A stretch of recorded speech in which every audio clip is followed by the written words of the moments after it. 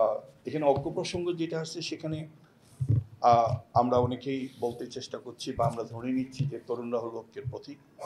আবার কোনো কোনো জায়গায় সেনাবাহিনীকে ঐক্যের প্রতীক বলা হচ্ছে, আবার কোথাও ধর্মকে ঐক্যের সূত্র ধরা হচ্ছে। সেটা হচ্ছে তরুণরা বাই নেচার রোমান্টিক, তারা কোনো কিছু শক্তভাবে ধরে রাখতে পারে না।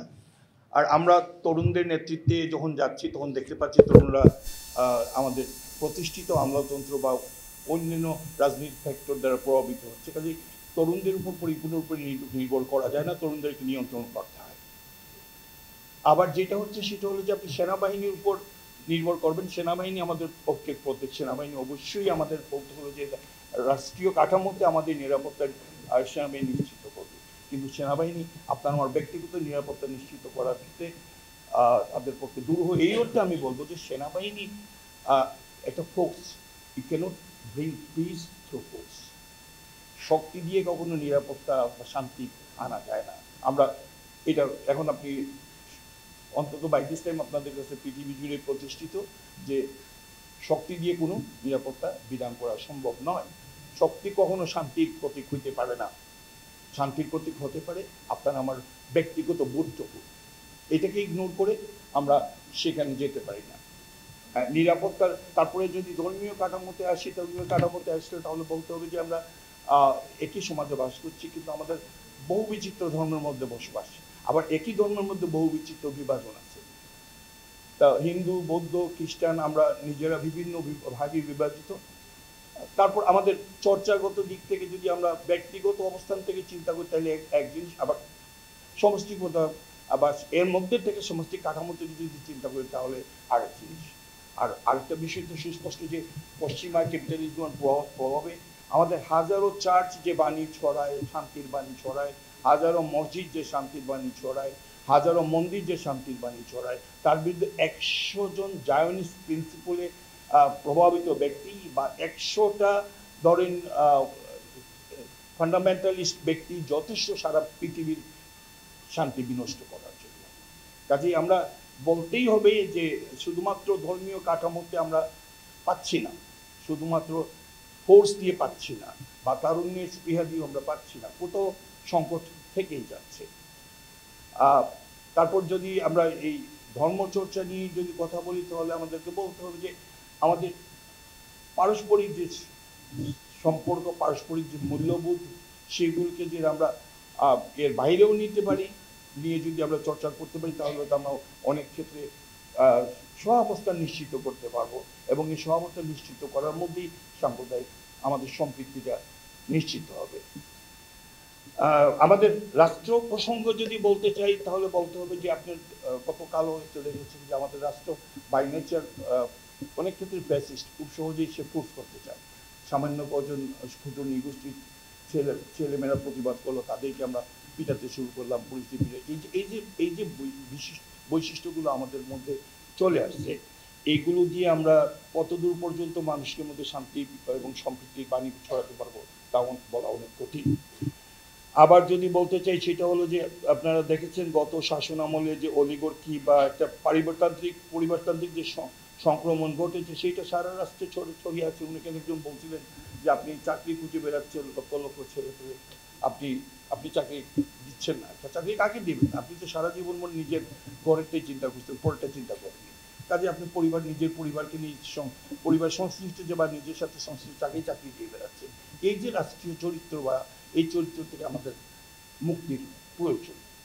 তাহলে আমরা দেখতে পাচ্ছি যে আমরা so far as reality concern, আমরা একেবারেই যে প্রতিষ্ঠিত যে প্রতিষ্ঠানগুলো সেগুলোর উপর আমাদের পরিপূর্ণরূপে নির্ভর করে। আমরা হচ্ছে শান্তি, সম্প্রীতি বা সৌহার্দ্য, ঐক্য এইসব কথা বলছি, সেগুলো অনেক দুর্লভ ব্যাপার। তো সেই ক্ষেত্রে আসলে ব্যাপারটা হচ্ছে যে পশ্চিমা ক্যাপিটালিজম, লিবারেলিজমের নামে পশ্চিমা ক্যাপিটালিজম যে ধারাগুলো প্রবর্তন করছে বা প্রচার করছে, তাতে হচ্ছে গিয়ে আলটিমেটলি স্বার্থের দিকটাই প্রাধান্য পাচ্ছে ত্যাগের চেয়ে। আবার ধর্মীয় ত্যাগের ক্ষেত্রে আমরা যেটা হচ্ছে সেটা আমরা যেহেতু বিভিন্ন বিভাজনে আছি, নিজেদের বিভাজনের মধ্যে আমরা নিজেদের মধ্যে সংঘাতে ব্যর্থ, যার জন্য আমরা সাধারণকে বা কনটেক্সচুয়ালি একটা সোসাইটিকে আমরা তত মাত্রায় প্রভাবিত করতে পারছি না। তাহলে সেই ক্ষেত্রে আমাদের কি প্রয়োজন? একটা হচ্ছে যে আমরা in principle we can go for democratisation of the society. Democratisation of the society can, যেটা হচ্ছে ভেরি ইম্পর্টেন্ট, সেটা হলো যে we have to confirm the social justice. Social justice, প্রশ্ন হচ্ছে যে সোশ্যাল জাস্টিস আপনি কী করে করবেন? আমরা একটা হচ্ছে যে ধর্মীয় দৃষ্টিভঙ্গিতে আমরা যদি যাই তাহলে সেখানে একটা পিয়ার ফ্যাক্টর কাজ করে, যার জন্য আমরা কিছুটা হলেও নিজেদেরকে দমিত রাখি। আবার রাষ্ট্র কাঠামোতে যদি যাই তো রাষ্ট্র কাঠামো ন্যাচারালি ল অ্যান্ড এনফোর্সমেন্ট এইগুলো দিয়ে মানুষকে নিয়ন্ত্রণের চেষ্টা করি।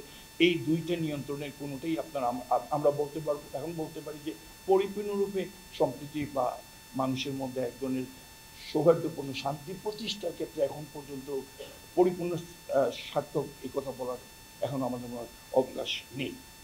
তাহলে যেটা সোশ্যাল জাস্টিসের প্রসঙ্গ হচ্ছে, সোশ্যাল জাস্টিস কীভাবে আমরা করতে হচ্ছে, এটা হচ্ছে যে by means of economic empowerment of the individual. আমরা যদি সবাই মিলে যে জায়গায় আছি, যে অবস্থানে থাকি না কেন, আমার অবস্থান থেকে যদি আমি আরও 5 জনকে অর্থনৈতিকভাবে সমৃদ্ধ করতে পারি, আত্মনির্ভর গতিশীল করতে পারি, এবং সেই সাথে সাথে আমরা যদি আমাদের যে প্রতিষ্ঠিত সমাজের সামাজিক মূল্যবোধটাকে যদি সামনে নিয়ে আসতে পারি, সেন্স অফ টলারেন্সটাকে যদি প্রমোট করতে পারি, তাহলে আমরা হয়তো কিছুটা হলেও পাশাপাশি কাছাকাছি অবস্থান করতে পারবো। আমি বলছি যে we have to reduce the social ডিসপারিটি, reduce the social gaps among the individuals. And সবচেয়ে বড় হচ্ছে যে আপনারা আমার ক্ষেত্রে যেটা করতে হবে সেটা হলো যে we have to realize that we are the individual. We have to achieve the highest knowledge so that we can enforce, we can have capacity to judge and promote justice. আমাদের প্রত্যেককে ব্যক্তিগত ওই পর্যায়ে পর্যন্ত উন্নীত করতে হবে যাতে আমার নিজের কাছেই বিচার বিবেচনার একটা ক্ষমতা সৃষ্টি হয়। এবং বিচার বিবেচনার ক্ষেত্রে আমাকে কি করতে হবে, কোনটা ভালো কোনটা মন্দ সেই বিবেচনার প্রতি আমার মধ্যে থাকতে হবে। এবং প্রত্যেককেই মাথায় নিতে হবে যে পৃথিবীতে আমার আগমন আমার জন্য না, বা আমার সন্তানের জন্য না, বা আমার ঘনিষ্ঠ জনদের, পৃথিবীতে আমার আগমন পৃথিবীর প্রত্যেকটা প্রাণী, প্রত্যেকটা আপনার জীব এবং প্রত্যেকটা মানুষের জন্য। The moment I will leave আমার কিছুই থাকে না। কাজে আমি যতদিন পৃথিবীতে আছি আমি চেষ্টা করব বাকিদের সুখ সমৃদ্ধি এবং শান্তি পথ সৃষ্টি করতে, আগামী প্রজন্মকে একটা সুন্দর জীবন দান করতে।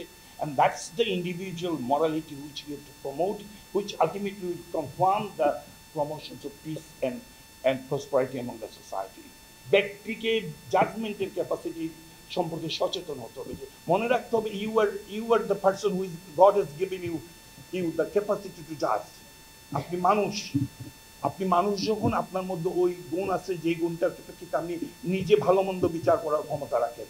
You have to achieve the maximum knowledge so that you can become the right judge, so that you can promote the positivity among the society. আপনি যাতে মানুষের মধ্যে ভালো, গ্রহণযোগ্য এবং সুন্দর চিন্তার বিকাশ করাতে পারেন, আগামী প্রজন্মকে বুঝিয়ে দিতে পারেন যে এই স্বার্থান্বেষী মহলের এই যে স্বার্থান্বেষী চিন্তাগুলো, স্বার্থের দ্বন্দ্বগুলো, এইগুলোই জীবন না। এইটার জন্য আপনার জীবন পৃথিবীতে না, আপনার জীবন হচ্ছে আগামী প্রজন্মকে পৃথিবীকে সুন্দর করার জন্য। ওইটুকু মরালিটি, ওইটুকু ব্যক্তিত্ববোধ, ওইটুকু individual capacity, judgement and justice যখন আপনার মধ্যে প্রমোট হবে, আপনি খুব স্বাভাবিক করতে পাশের জনকে বঞ্চিত করতে পারবেন না, পাশের জনকে আঘাত করতে পারবেন না। আমাদেরকে ওই পর্যায়ে উন্নীত করতে হবে। And that's beside religion is essentially ব্রহ্মাস্ত্র, আত্মশাসনের ব্রহ্মাস্ত্র। ধর্ম হলো আত্মশাসনের একমাত্র অধ্যায়। এর পাশাপাশি আপনাকে সমাজকে শাসন করতে গেলে আপনার ব্যক্তিত্বকে আরও একটু ত্যাগের মহিমায় উদ্ভাসিত করতে হবে। আমি আশা করি আমরা সবাই মিলে চেষ্টা করব আগামী প্রজন্মকে একটা সুন্দর সমাজ দিতে, আগামী প্রজন্মের আগামী পৃথিবীকে আরও সাজাতে, এবং প্রত্যেকের জীবন যেন হয় ত্যাগের মহিমায়। এই ত্যাগের জন্য যে আমি শুধুমাত্র আমার পরিবার পরিজন বা সংসারের জন্য ত্যাগ করবো না। The moment I will die, I will be perishing through a plant. যেই মুহূর্তে আমার মৃত্যু হবে, সেই মুহূর্তে আমার বর্ষ থেকে জেগে উঠবে সবুজ সুশোভিত বৃক্ষরাজি। এই কথাগুলো যেন আমরা অনুধাবন করতে পারি, তাহলেই আমরা আগামী সমাজকে আরো সুন্দর করতে পারবো। প্রচলিত ব্যবস্থাগুলোকে ভাঙতে হবে। প্রচলিত ব্যবস্থাগুলোর উপর নির্ভর করার জন্য আপনার জন্ম না, অতীতকে নিয়ে আপনি শুধুমাত্র অতীতের মধ্যে যদি আপনি পড়ে থাকেন, আপনি কোনোদিন পৃথিবীতে সুন্দর কিছু বা শান্তি আনতে পারবেন না। Force is not enough to bring piece. Religious differences is not enough to bring peace. You have to confront the harmony through individual judgment and individual justice, and you have to reduce the economic disparity of the society, and you have to confront economic empowerment of every individual, those who are deserving. আপনার চারিপাশের মানুষকে আর্থিকভাবে সহযোগিতা করেন, সাহায্য করেন, আপনার capacity যতটুকু আছে ততটুকু দিয়ে করেন না, তাকে স্বাবলম্বী করেন, তাকে নতুন করে ভাবতে দিন এবং সুন্দরের স্বপ্ন দেখান। ধন্যবাদ সকলকে।